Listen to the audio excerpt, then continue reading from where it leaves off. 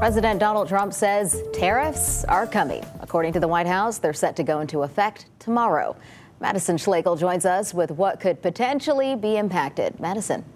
Dana, today President Trump doubled down on his plans to impose tariffs. Starting tomorrow, his administration says they're putting a 25% tariffs on all products from Canada and Mexico and a 10% tariff on goods from China.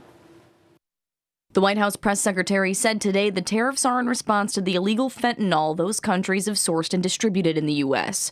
Bob McNabb, an economics professor at Old Dominion University, says these tariffs have the likelihood to raise prices on certain goods here in the U.S. What we've seen time and time again, whether it is in the first Trump administration, under President Obama, under President Reagan, that when you increase tariffs to protect a specific industry, the cost of protecting that industry are much more than the revenue you get. Late Friday afternoon, President Trump announced tariffs on oil and gas from China, Mexico, and Canada. Those will take effect in a couple weeks. McNabb says if that happens, not only could prices at the pump go up, but prices for things like auto parts, tequila, tomatoes, and avocados.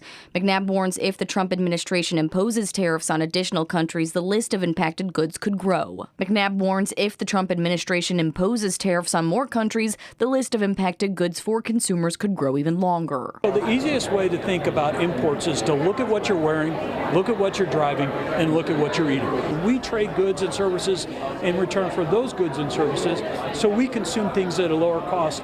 Congressman Bobby Scott argues the planned tariffs from the Trump administration will only worsen the lingering inflation and higher prices on products from the Biden administration. They talked about the price of eggs all during the campaign. The price of eggs is going up as a direct result of actions that this administration has taken in immigration, in tariffs, in getting out of the World Health Organization. Congressman Scott tells us he believes the Trump administration is using the freezing of federal grant funds to confuse and distract Americans from noticing imposed tariffs and rising prices. The White House calls the tariffs promises that President Trump has made and plans to keep. Madison Schlegel, 13 News Now.